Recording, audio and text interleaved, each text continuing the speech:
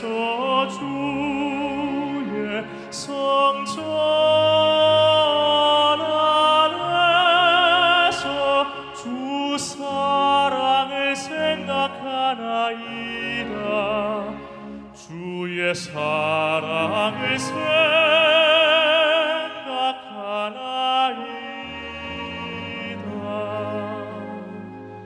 주의 성전 안에서 주의 성전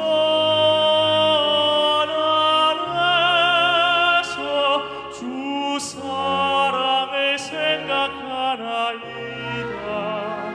주의 사랑을 생각하나이다.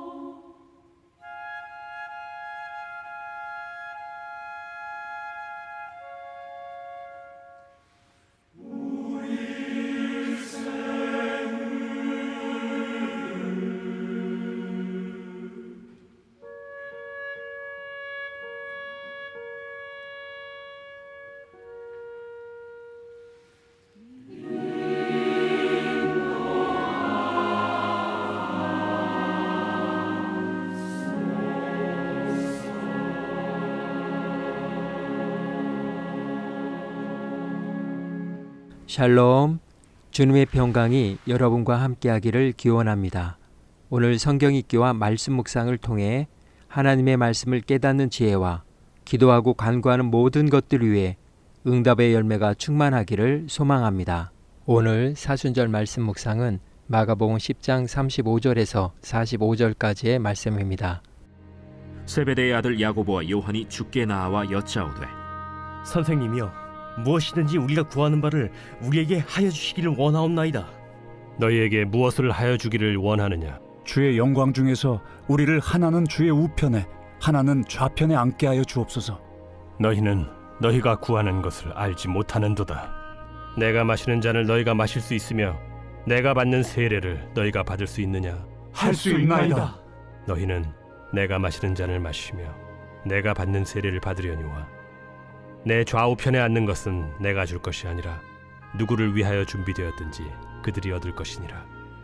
열 제자가 듣고 야고보와 요한에 대하여 화를 내거늘 예수께서 불러다가 이르시되 이방인의 집권자들이 그들을 임의로 주관하고 그 고관들이 그들에게 권세를 부리는 줄을 너희가 알거니와 너희 중에는 그렇지 않을지니 너희 중에 누구든지 크고자 하는 자는 너희를 섬기는 자가 되고 너희 중에 누구든지 으뜸이 되고자 하는 자는 모든 사람의 종이 되어야 하리라.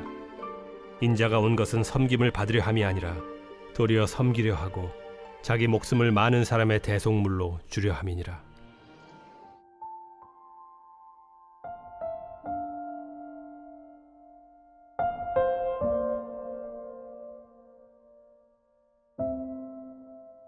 위대함, 도량이나 능력, 업적 다유가 뛰어나고 훌륭하다는 의미로 남보다 훨씬 뛰어나거나 거룩하고 크다는 뜻으로 쓰이는 말입니다. 위대함은 안전함과 경계선을 넘을 줄 아는 자들에게만 주어지는 가치입니다. 인간적 안정이라는 보편적 욕망을 포기할 줄 알아야 합니다. 바울이 위대한 인생살이의 모범이 될 수 있었던 것은 유대교라는 한계를 스스로 설정하고 그 경계선을 넘어선 결단 때문입니다. 그가 자신의 모든 기득권과 이전의 고정관념, 그리고 그를 규정했던 삶의 규범과 명성을 배설물로 여기는 결단을 했기에 위대한 것입니다.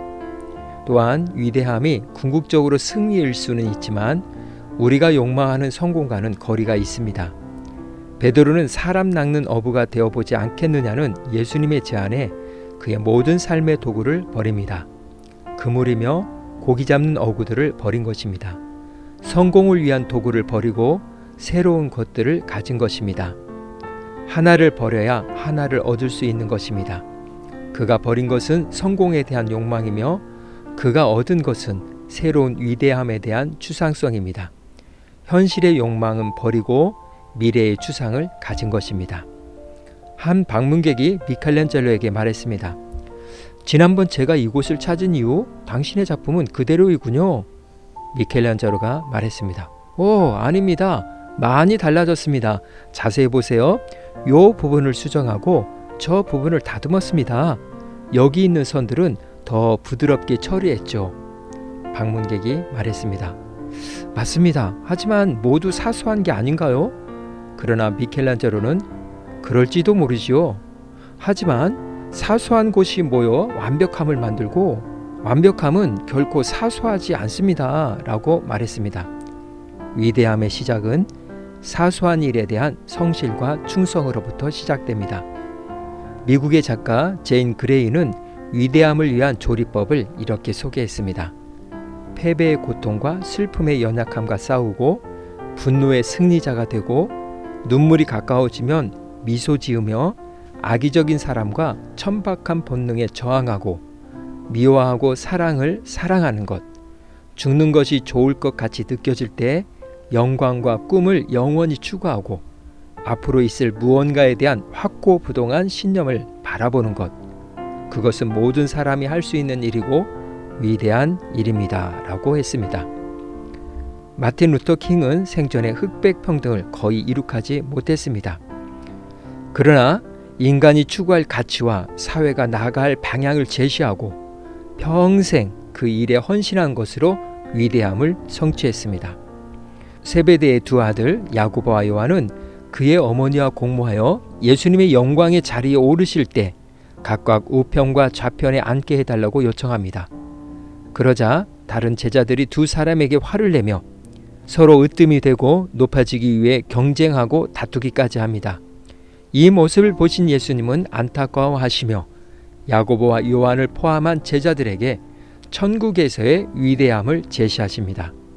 참된 제자, 위대한 성도는 다른 성도 모두를 겸손과 섬기는 자 혹은 종의 모습을 갖춰야 한다고 하십니다. 그러나 위대한 성도는 올바른 선택으로 인해 때때로 다른 사람들로부터 오해도 사고 그들을 실망시키며 심지어 분노하게 만들기도 할 수 있습니다. 바울과 베드로의 삶이 그러했고 이것이 예수 그리스도의 성육신 하심과 십자가의 길입니다. 그분은 제자들에게 교만하다는 인상을 심어줄 수 있는 나라는 대명사를 사용하지 않고 인자라는 호칭을 사용하셨습니다.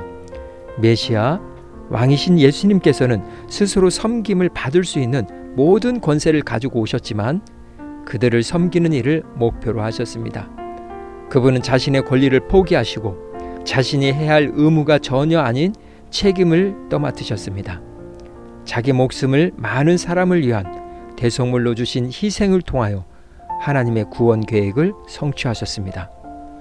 겸손한 섬김의 가장 훌륭한 본보기는 예수 그리스도이십니다. 우리의 구원을 대속하시기 위해 그분이 십자가에서 흘린 희생은 역사상 가장 위대한 섬김의 행위였습니다. 우리도 다른 이들을 도우며 살아감으로써 그분의 겸손한 섬김을 본받아 위대한 성도의 모습을 보여야 합니다. 우리가 그 나라 안에서 드리는 그 어떤 희생도 모두 왕이신 예수님께로부터 보답을 받을 것입니다. 이 시간 기도의 자리로 나아갑니다. 세상 속에서 그리스도인은 권력과 권세를 가질 수 있어야 합니다. 그러나 그 위대함은 주님의 가르침 안에서 누려야 합니다. 하나님께서는 교만한 자를 물리치시고 겸손한 자에게 은혜를 주십니다. 주님 앞에서 나를 낮추면 주님께서 높여주십니다.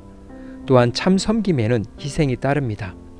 예수님의 섬김을 본받고 따르는 제자가 되어 참된 그리스도인으로 살아가기를 결단하며 기도의 자리로 나아갑니다.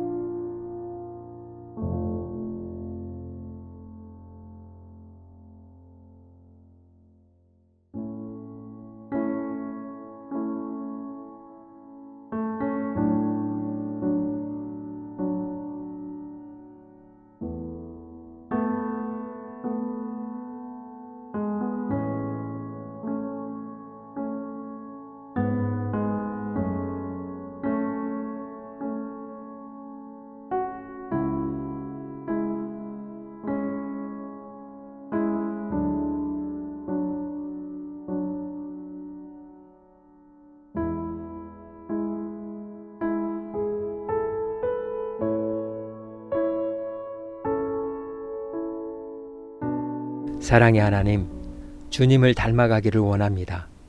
주님의 길을 따라가기를 원합니다. 그러나 세상의 가치와 원리에 익숙하여 주님께서 가신 십자가의 길을 잊어버리고 명예와 욕망을 쫓았던 모습을 회개합니다. 말씀에 순종하며 주님의 겸손함을 따라 그리스도의 참된 제자로서 위대함을 드러내게 하옵소서. 오늘은 이렇게 고백하며 나아갑니다. 나는 그리스도의 위대한 제자입니다. 예수님의 이름으로 기도합니다. 아멘. 이제 음악이 마칠 때까지 자유롭게 기도합니다. 하나님께서 우리의 기도에 귀 기울여 주십니다.